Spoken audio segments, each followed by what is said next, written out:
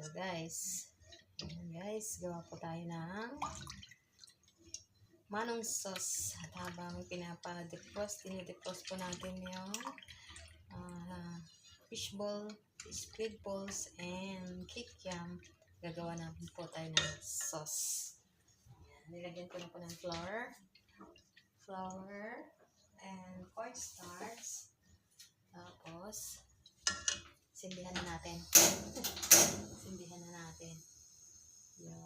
On na natin yung kalan. Habang ilalagay natin yung mga sangkap.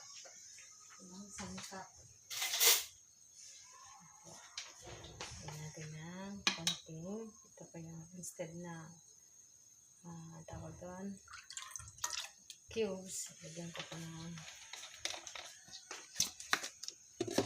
seasoning. Tapos, natin ng natapon. Oh, natapon guys. Natapon. Halu-haluin. Lagyan natin ng ako guys, nilalagyan ko ng suka. Lagyan ko na siya ng suka. And then 4 tablespoons.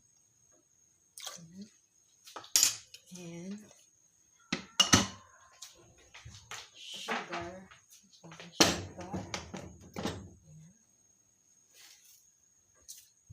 Sakat na tablespoon.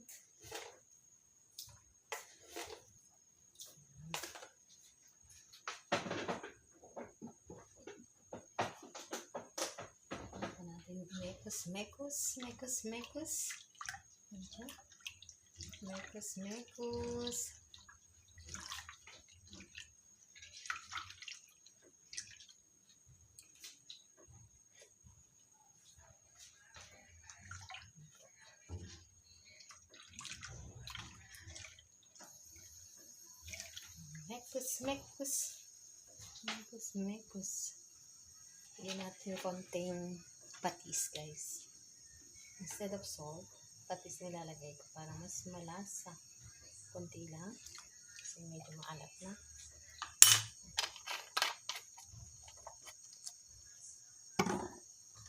Saka natin ilagay ang garlic powder. Garlic powder,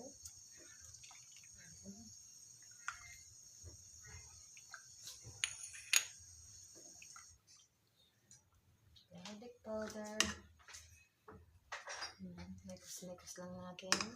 Saka natin lagyan ng paminta.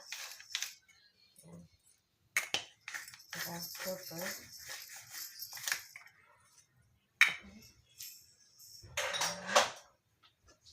Yan po, medyo lumalapot na po. Lagyan natin ng bawang.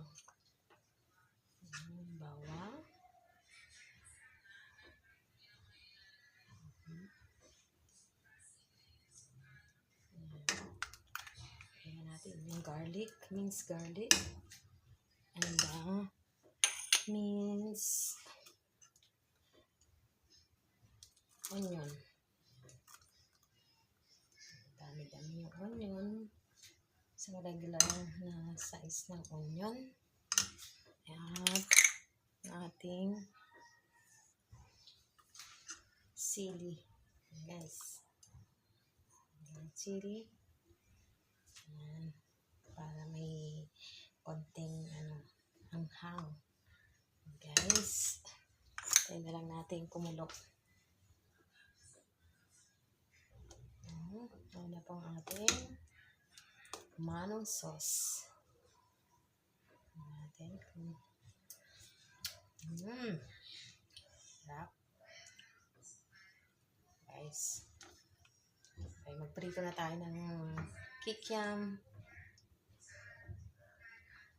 fishball, and squid balls. Bye guys. See you later. Ayan guys.